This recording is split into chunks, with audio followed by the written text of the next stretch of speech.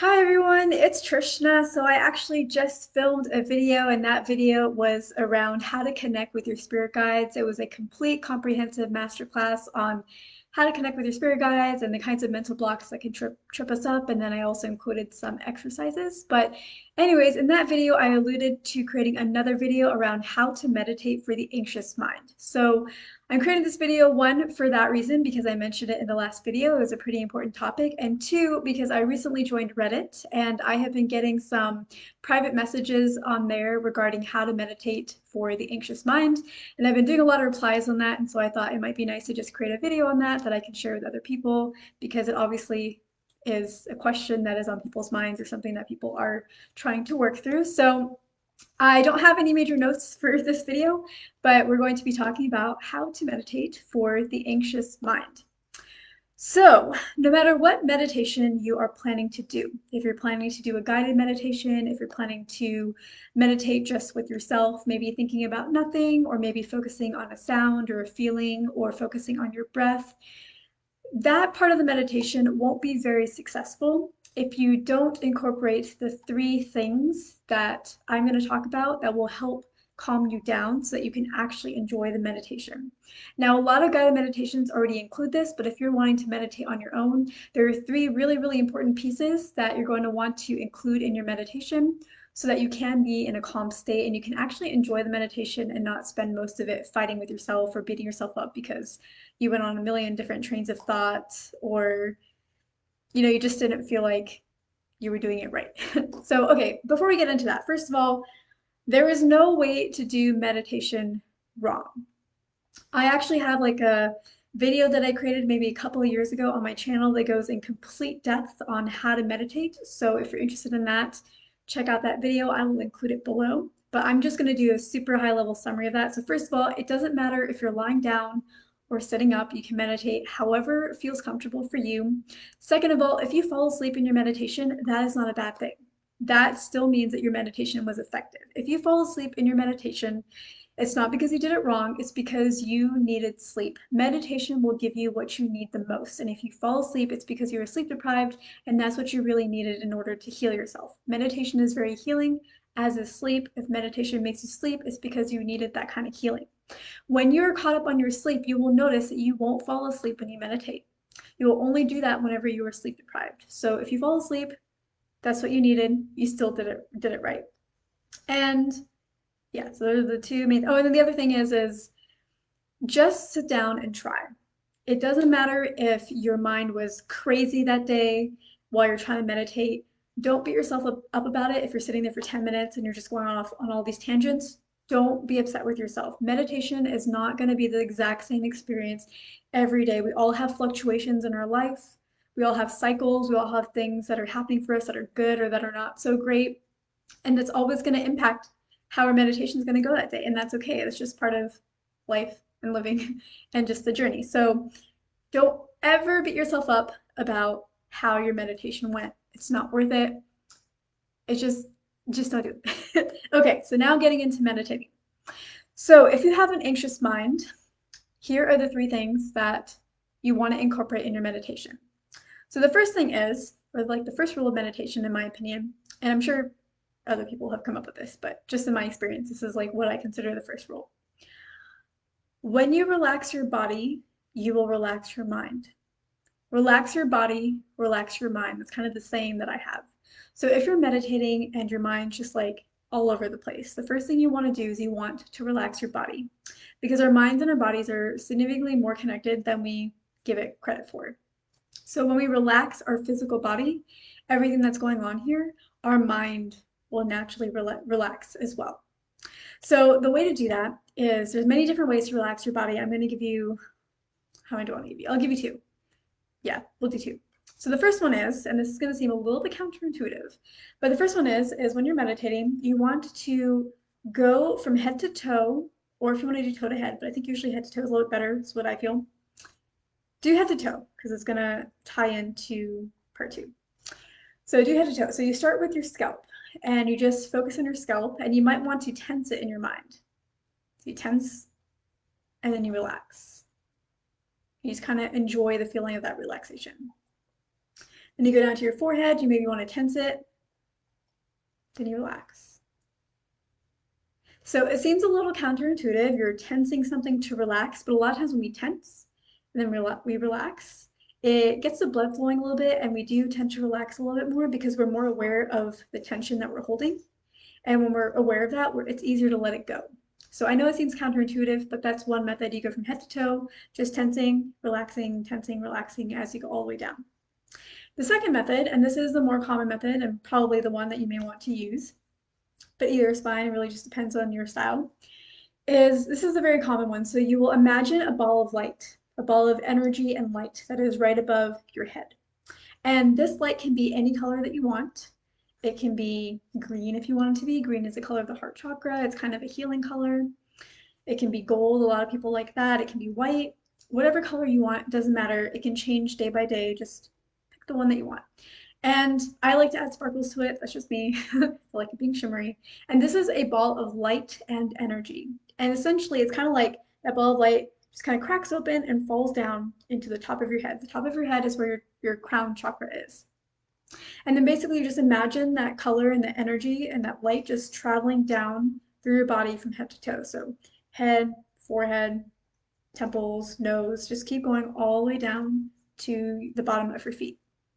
Now, if you like to work with chakras, which I do, then also incorporate that as the body of light is going down, or as the light energy is going down through your body and just flowing through everything, just as it hits the point. So first it starts off in the crown chakra, so I'll just like activate it. And for me, I like to imagine it in the color, like its traditional color, which I think is violet, and then the third eye chakra is indigo. So as I go down, I'll let that light up, let the third chakra light up. You just kind of keep going down all the way down to the root, and you incorporate that into your relaxing of the body. So that alone is going to really relax you because again, relax your body, you will relax your mind, and it's going to feel really good. You're going to feel energized because you have all this like energy just coursing through your body, and your chakra is just like activated, and it's just like poofing up your aura and just like strengthening it. So that's going to feel really good. So that's the first step.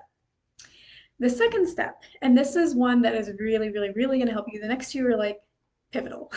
They're all pivotal, I guess. So the next one is grounding. So you want to ground your energy. The reason why thoughts are all over the place is because they're not grounded. That's why they're kind of up in the air. That's why it feels like that. So you want to ground your energy, and that will ground your mind and ground your thoughts.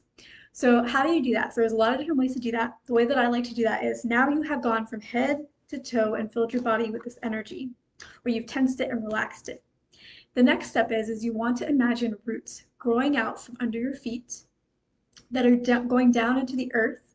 So, if you can just imagine it going straight into the ground, but if you want to, like I'm in a house and we have wood floors, I can just imagine the roots going down through the wood, through the foundation, through the dirt, through the soil, through any grass that's down there.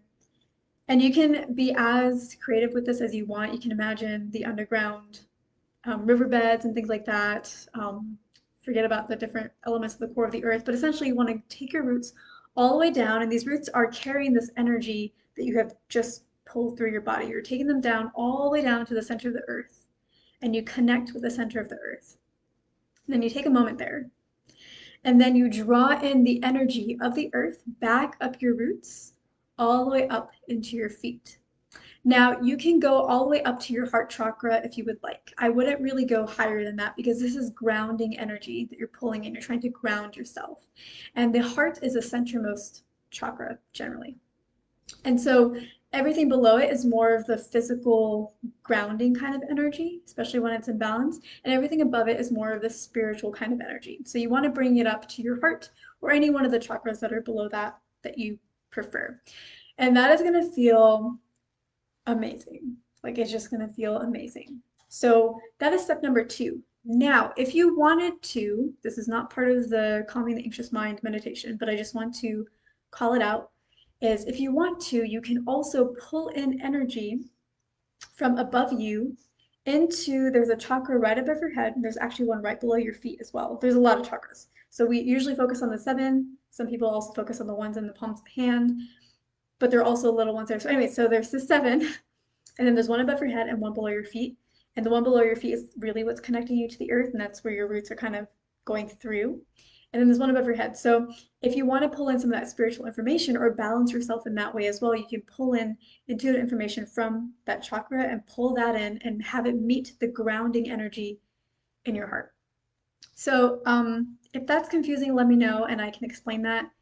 That's not really for the anxious mind. But it's important because it felt incomplete to talk about it going up to the heart, but then not like meeting it. So, but we can talk about that if you want in a separate video. Okay, so the first one was, so of the 3 steps of meditating for the anxious mind, the first one was you want to relax your body, relax your body, relax your mind.